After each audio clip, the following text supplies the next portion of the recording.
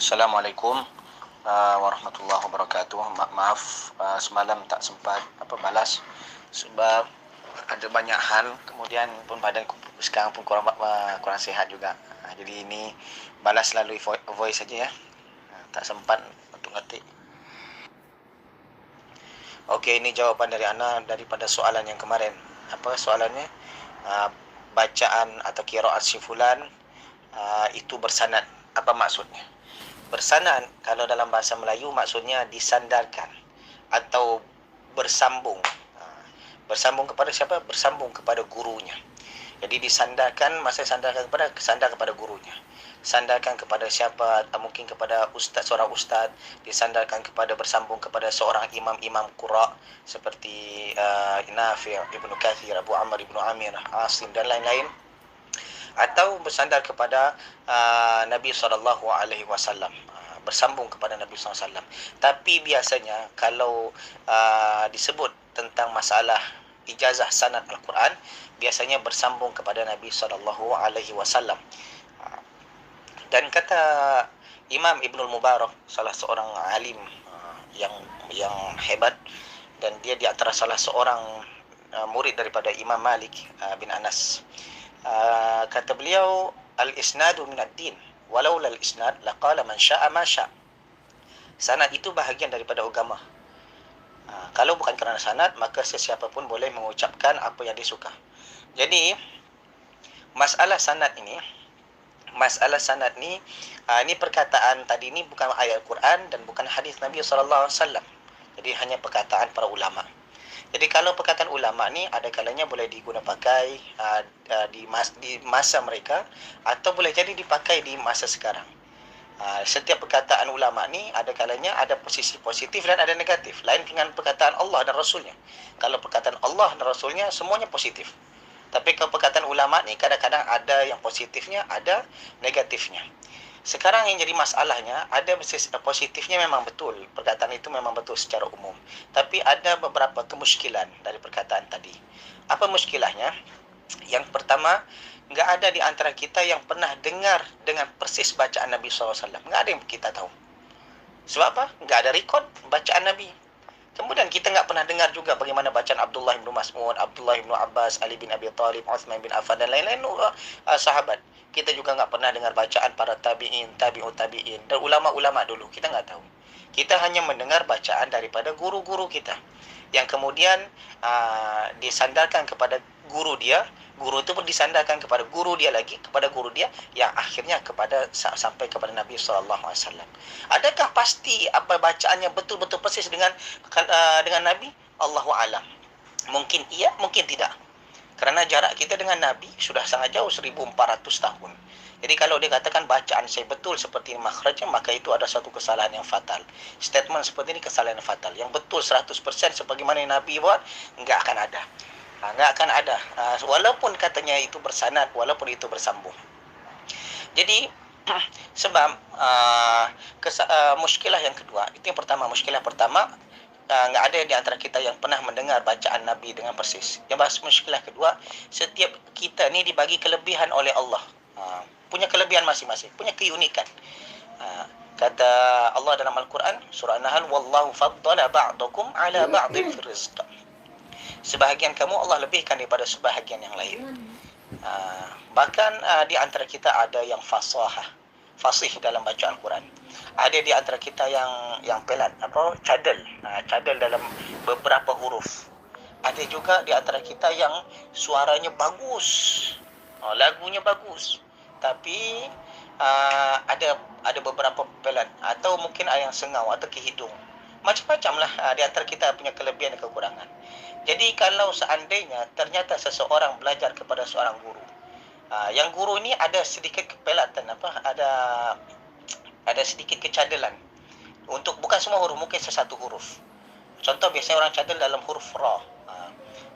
Mungkin dia susah menyebutkan huruf ra, jadi dia mungkin cadel ra, akhirnya dia berusaha untuk menutupi kecadelan dengan menebalkannya. Ra. Bismillahirrahmanirrahim. Jadi kadang-kadang ditebal-tebalkan. untuk menutup kecadaran. Kadang ada seperti itu. Ini kita bukan menuduh siapa, tapi ada beberapa orang seperti itu. Kemudian murid dia pun mengikut kecadaran guru dia. Akhirnya muridnya itu pun mengajarkan orang lain ikut kecadaran guru. Akhirnya disitulah kerosakan baca Al-Quran. Dan kerosakan baca Al-Quran ketika ada orang lain yang tak cadel sebagaimana yang dia buat, maka seakan-akan salah. Ini jadi masalah ni. Sementara kadang satu guru punya murid ada 5 orang. 5 orang ni kefasihannya berbeza. Itu lain guru, lain cara bacaannya. Lain guru, lain cara bacaannya, mungkin mengikut kemampuan yang dia punya. Makan kalau kita tengok seperti di Madinah, kuliatul Quran, kebanyakan atau majoriti lah daripada pelajar-pelajar kuliatul Quran di Jamiah Madinah itu adalah orang-orang Afrika. Orang-orang Afrika, dan orang-orang Afrika ni lisan dia tidak sebagus, alhamdulillah Allah bagi orang-orang raras Melayu yang bacaannya bagus, lisannya itu bagus. Kalau orang itu memang pekat bacaan dia, pekat bacaan kampung dia. Jadi kalau kita dengar sekalipun dia kadang bersanad, itu bersanad. Bacaan-bacaan dia itu bersanad memang, tapi bacaan tu agak pelat sedikit. Pelat. Jadi bunyinya bunyi lain. Bahkan kalau kita rasa enggak yakin kalau dia punya sanad. Tapi itulah kemampuan yang dia punya. Akhirnya kalau dia ajarkan kepada orang lain, jadi bacaannya mungkin berbeza dengan bacaan kita.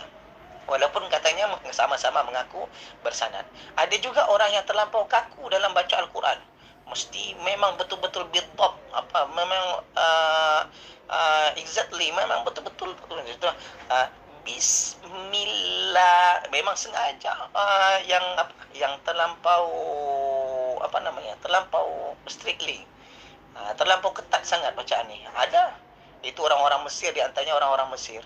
Bahkan kalau kita lihat, para masyayikh yang yang mengajar, yang memberikan sanad di Masjid Nabawi, bacaan mereka berbeza antara satu dengan yang lain. Terkadang bacaan murid dia lagi bagus daripada bacaan guru dia. Bacaan murid dia lagi bagus pada bacaan guru dia. Jadi sebenarnya sanad ni hanya sebagai formalitas. Kalau anda tengoklah, lepas anda tengok sebagai formalitas, bukan sebagai tujuan. Tujuannya adalah berusaha membetulkan baca Al-Quran.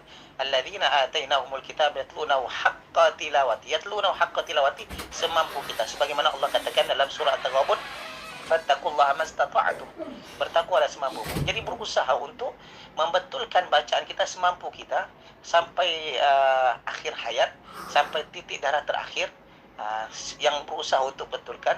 Dan jangan kita terlampau strictly sangat, karena belum tentu bacaan kita itu 100% sebagaimana yang Nabi bacakan. Dan itu yang perlu jadi masalah yang besar. Kadang-kadang kita kira merasa diri kita sudah belajar dengan seorang guru yang bersanad, sehingga kalau ada orang lain belajar dengan guru yang tak bersanad, merasa salah. Tengok guru saya hebat, bukan semacam guru kamu. Belum tentu. Dan tidak ada menutup kemungkinan bahawa mungkin orang yang di bidang Al-Quran, dia ambil Quran, tapi ternyata dia lagi hebat dalam bidang fiqh dan bidang hadis. Mungkin hafalan hadis dia mungkin sampai satu kitab Sahih Bukhari, Sahih Muslim, Riyadhus Shalihin, atau mungkin sampai 1000-2000 hadis yang dihafal. Mungkin lebih hebat daripada orang jurusan hadis. Ada orang ambil jurusan hadis, ternyata hanya berapa 100-200 hadis pun dia tak lancar.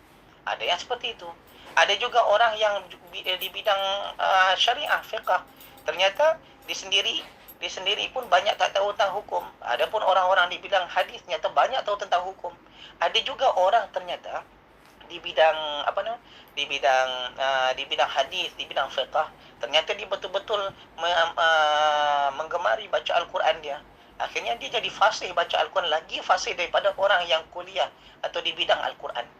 Tidak menutup kemungkinan.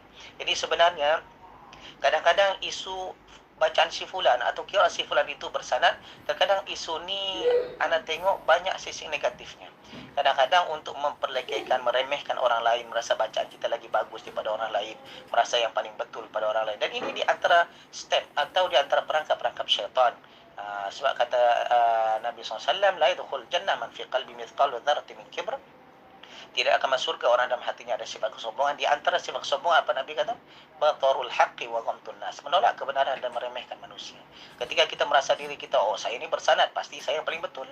Kalau kamu yang tak bersanad, kamu tak betul. kamu belum tepat.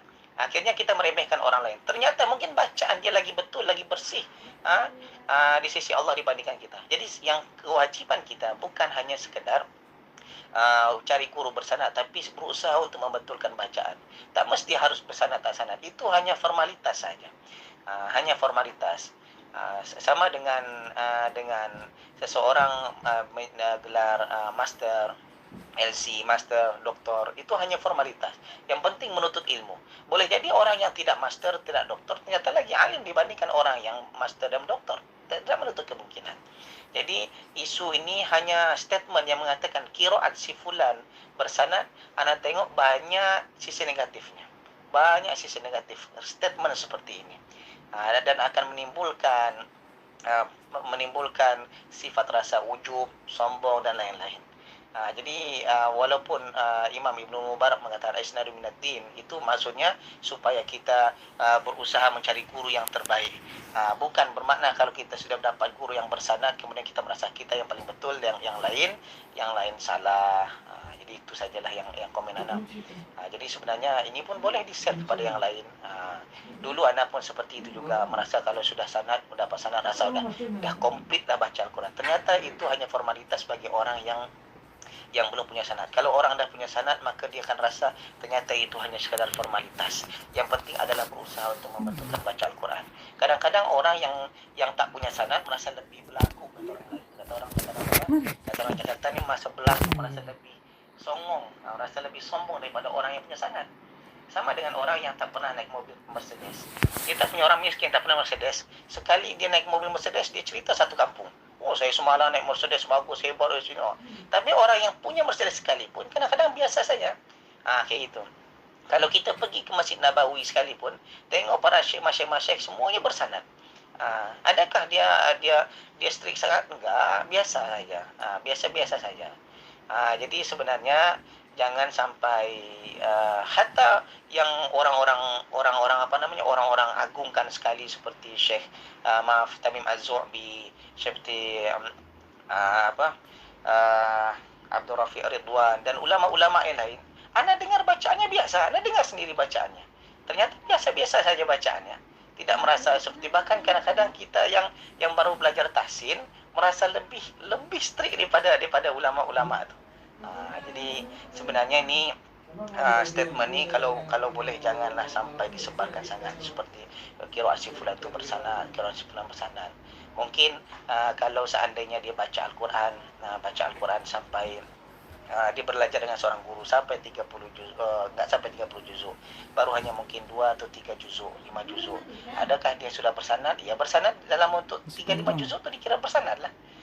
Tapi untuk dapat sanad semuanya, biasanya para seperti ulama-ulama di Saudi biasanya syaratnya harus hafal Al-Quran dan hafazannya lancar, kemudian bacaan betul menurut para gurunya, bukan menurut sebagaimana yang betul, sebagaimana yang dibacakan oleh Rasul, karena belum tentu Rasul baca seperti mana yang dibaca oleh guru kita. Allahu ta'ala a'lam.